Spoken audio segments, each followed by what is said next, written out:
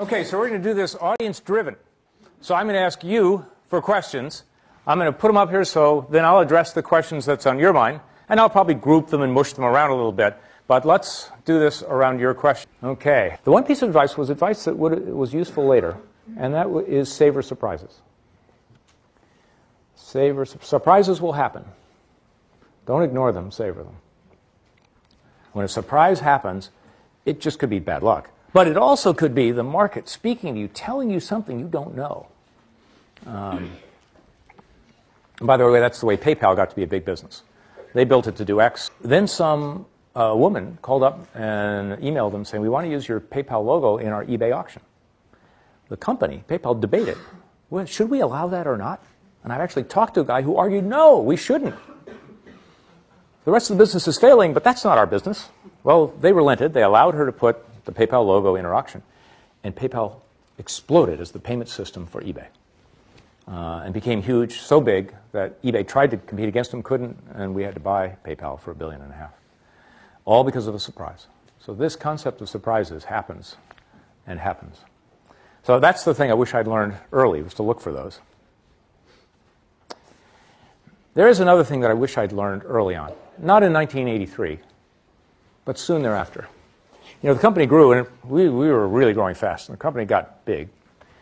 And I began to see my skills, maybe I wasn't growing as fast as the company was.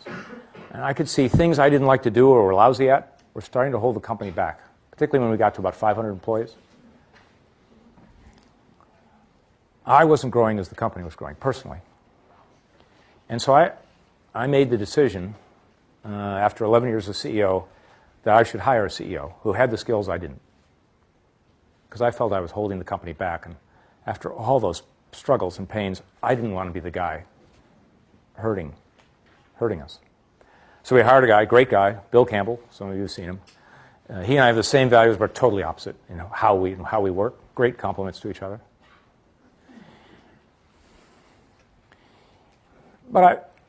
And that's solved that problem for a while. But I still look back and say, in a sense, I failed. The company succeeded marvelously, but I kind of failed to be able to keep growing with the company.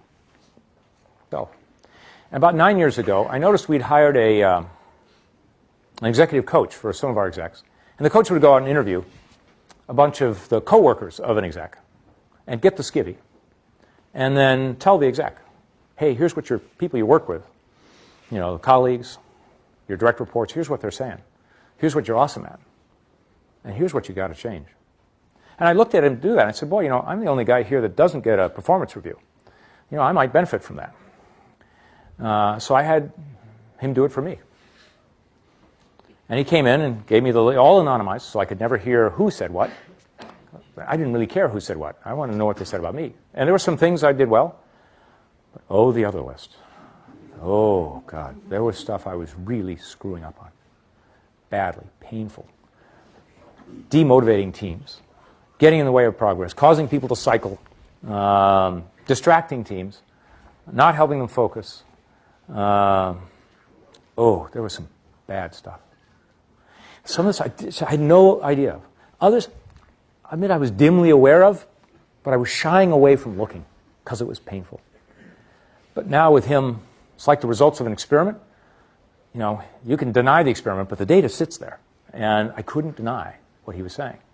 So I went on a tear saying, I got to fix this. My advice is the most important thing in the world to change is yourself. View yourself as a canvas for change.